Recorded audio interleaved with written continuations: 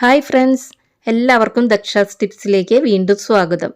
ഇന്നത്തെ റെസിപ്പി എളുപ്പത്തിൽ തയ്യാറാക്കിയെടുക്കാൻ പറ്റുന്ന ഒരു പാലപ്പമാണ്.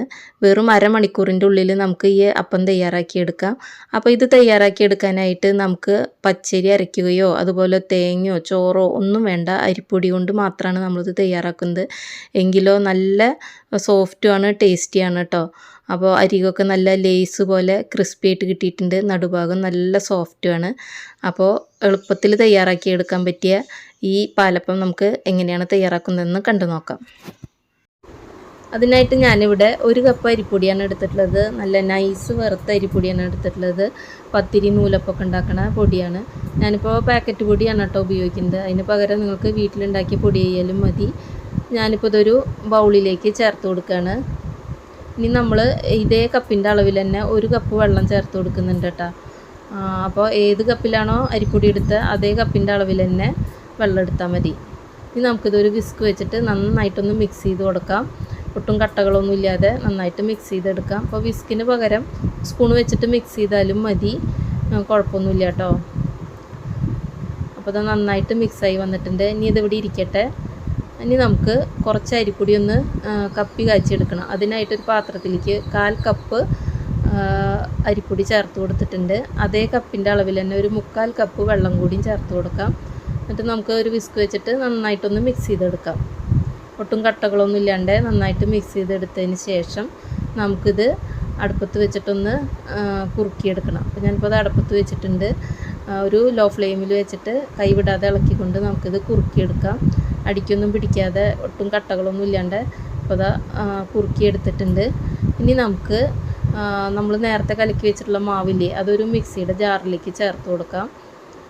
ഇനി ഇതിലേക്ക് നമ്മൾ കപ്പി കാച്ചി വെച്ചിട്ടുള്ള മാവുണ്ടല്ലോ, അത് ചൂടോടുകൂടി തന്നെ ഇതിലേക്ക് ചേർത്ത് കൊടുക്കാം. ഇനി ഇതിലേക്ക് നമ്മൾ ഒരു 3/4 കപ്പ് ഇളം ചൂടുവെള്ളം ചേർത്ത് കൊടുക്കുന്നുണ്ട്. കൈ തൊടുമ്പോൾ പൊള്ളാത്ത രീതിയിലുള്ള ചൂടോട്ട്, അധികം ചൂട് വേണ്ട, ഇളം ചൂടുവെള്ളം ചേർത്ത് കൊടുക്കാം. ഇനി ഇതിലേക്ക് ഞാൻ 1 ടീസ്പൂൺ ഇൻസ്റ്റൻറ്റ് ഈസ്റ്റാണ് കേട്ടോ ചേർത്ത് കൊടുത്തിട്ടുള്ളത്. ഈ ഈസ്റ്റ് ഇല്ലെങ്കിൽ പകരം സാധാരണ ഈസ്റ്റ് ആണെങ്കിൽ ഒരു ഇളം ചൂടുവെള്ളത്തിൽ കുറച്ച് പഞ്ചസാര ഈസ്റ്റും കൂടിയിട്ട് നന്നായിട്ട് ഒന്ന് പൊങ്ങി വരുമ്പോൾ മാവിലേക്ക് ചേർത്ത് കൊടുത്താൽ മതി. പിന്നെ ഞാനിതിലേക്ക് 1 ടീസ്പൂൺ കോക്കനട്ട് ഓയിൽ ചേർത്ത് കൊടുത്തിട്ടുണ്ടായിരുന്നു. അത് ചേർത്ത് കൊടുക്കുന്ന വീഡിയോ മിസ്സായിപ്പോയി. അപ്പോൾ നിങ്ങൾ ചെയ്യുമ്പോൾ 1 ടീസ്പൂൺ വെളിച്ചെണ്ണയും കൂടി ചേർത്ത് കൊടുത്തോളൂ കേട്ടോ. വെളിച്ചെണ്ണ ചേർക്കുമ്പോൾ അപ്പം നല്ല സോഫ്റ്റ് ആവും. പിന്നെ ഇതിലേക്ക് 2 ടേബിൾ സ്പൂൺ പഞ്ചസാരയും കൂടി ചേർത്ത് കൊടുത്തിട്ടുണ്ട്. മധുരമൊക്കെ നിങ്ങളുടെ ഇഷ്ടത്തിനനുസരിച്ചിട്ട് വ്യത്യാസപ്പെടുത്താം. പിന്നെ മധുരം ബാലൻസ് ചെയ്യാനായിട്ട് 1 ടീസ്പൂൺ ഉപ്പും കൂടിയും ചേർത്ത് കൊടുത്തിട്ടുണ്ട്. 1 ടീസ്പൂൺ വേണ്ട കേട്ടോ, 1 നുള്ളു മതി. ഇനി നന്നായിട്ട് ഇതാ അരച്ചെടുത്തിട്ടുണ്ട്. അത് ഒരു ബൗളിലേക്ക് ചേർത്ത് കൊടുക്കുകയാണ്. അപ്പോൾ തണുപ്പുള്ള സ്ഥലങ്ങളിലൊക്കെ ആണെങ്കിൽ മാവ് വേഗം പുളിച്ച് കിട്ടാൻ വേണ്ടിയിട്ട് ഈ മാവ് ഒരു കാസറോളിൽ ഒഴിച്ച് വെച്ചാൽ പെട്ടെന്ന് തന്നെ പുളിച്ച് കിട്ടും. കാസറോളൊന്ന് ചൂടുവെള്ളത്തിൽ കഴുകിയതിന് ശേഷം മാവ് ഒഴിച്ച് വെച്ചാൽ മതി. അപ്പോൾ ഇവിടെ അധികം തണുപ്പൊന്നും ഇല്ലാത്തതുകൊണ്ട് ഞാൻ ഈ ഒരു ബൗളിൽ തന്നെയാണ് ഒഴിച്ച് വയ്ക്കുന്നത് കേട്ടോ. അപ്പോൾ ഈ ഒരു പാകത്തിനാണ് ഞാൻ മാവ് അരച്ച് വെച്ചിട്ടുള്ളത്. ഇനി നമുക്കിത് അരമണിക്കൂർ നേരം ഒന്ന് റെസ്റ്റ് ചെയ്യാനായിട്ട് വെക്കാം. അപ്പോൾ ഇത് അരമണിക്കൂറായിട്ടുണ്ട്. നമ്മുടെ മാവ് കണ്ടോ നന്നായിട്ട് തന്നെ പൊങ്ങി വന്നിട്ടുണ്ട്. ഇനി നമുക്ക് അപ്പം ചുട്ടെടുക്കാനായിട്ട് തുടങ്ങാം. അതിനായിട്ട് ഞാൻ ഒരു അപ്പച്ചട്ടി അടുപ്പത്ത് വെച്ചിട്ടുണ്ട്.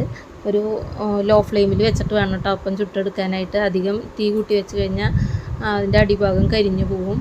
അപ്പോൾ ഇതാ അപ്പച്ചട്ടി നന്നായി ചൂടായി വന്നപ്പോൾ ഞാൻ ഇതിലേക്ക് ഒരു 1.5 തവി മാവ് ഒഴിച്ച് കൊടുത്തിട്ടുണ്ട്. ഇനി നമുക്കിത് നന്നായിട്ടൊന്ന് ചുറ്റിച്ച് കൊടുക്കാം. അപ്പോൾ കണ്ടോ നിറയെ ഹോൾസൊക്കെ വന്നിട്ടുണ്ട്. നമുക്കിതൊന്ന് അടച്ച് വയ്ക്കാം. ഒരു 2-3 സെക്കൻഡ് കഴിയുമ്പോൾ നമുക്കൊന്ന് തുറന്ന് നോക്കാം കേട്ടോ. കണ്ടോ സൈഡൊക്കെ നന്നായിട്ട് മൊരിഞ്ഞ് വന്നിട്ടുണ്ട്. നല്ല ലേസ് പോലെ നല്ല ക്രിസ്പി ആയി വന്നിട്ടുണ്ട്. നടുഭാഗമാണ് വെച്ചെങ്കിലോ നല്ല സോഫ്റ്റാണ് കേട്ടോ. നമ്മളിപ്പോൾ അരി അരച്ചുണ്ടാക്കണ അപ്പത്തിനേക്കാളും എനിക്ക് ടേസ്റ്റ് തോന്നുന്നത് ഇങ്ങനെ അരിപ്പൊടി കൊണ്ട് ഉണ്ടാക്കുന്നതാണ്. അപ്പോൾ ഇതാ രണ്ടാമത്തെ അപ്പം ഞാൻ ഇതുപോലെ തന്നെ ഉണ്ടാക്കിയെടുക്കുന്നുണ്ട്. അപ്പോൾ ഫുള്ളും നമ്മളിതുപോലെ ചുട്ടെടുക്കണം കേട്ടോ. കണ്ടോ നല്ല ലേസ് പോലെ മുരിഞ്ഞ് കിട്ടിയിട്ടുണ്ട്. ഇനി നിങ്ങൾക്ക് ഇത്ര ഇതുപോലെ ആവണ്ട വെച്ചെങ്കിൽ കുറച്ചും കൂടി നേരത്തെ എടുത്താൽ മതി. അപ്പോൾ വക്കൊന്നും അധികം മുരിയാതെയുള്ള അപ്പം കിട്ടും. നല്ല സോഫ്റ്റാണ് കേട്ടോ.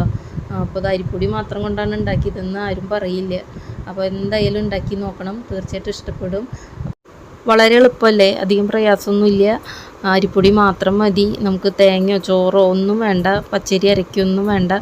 അപ്പോൾ എല്ലാവരും തയ്യാറാക്കി നോക്കിയിട്ട് അഭിപ്രായങ്ങൾ പറയണം കേട്ടോ. വീഡിയോ ഇഷ്ടപ്പെട്ടുവെങ്കിൽ ലൈക്ക് ചെയ്യാനും ഷെയർ ചെയ്യാനൊന്നും മറക്കരുത്. അതുപോലെ ആദ്യമായിട്ട് വീഡിയോ കാണുന്നവർ ചാനലൊന്ന് സബ്സ്ക്രൈബ് ചെയ്ത് സപ്പോർട്ട് ചെയ്യണം കേട്ടോ. അപ്പോൾ അടുത്ത നല്ലൊരു വീഡിയോ ആയിട്ട് നമുക്ക് വീണ്ടും കാണാം. അതുവരേക്കും ബൈ.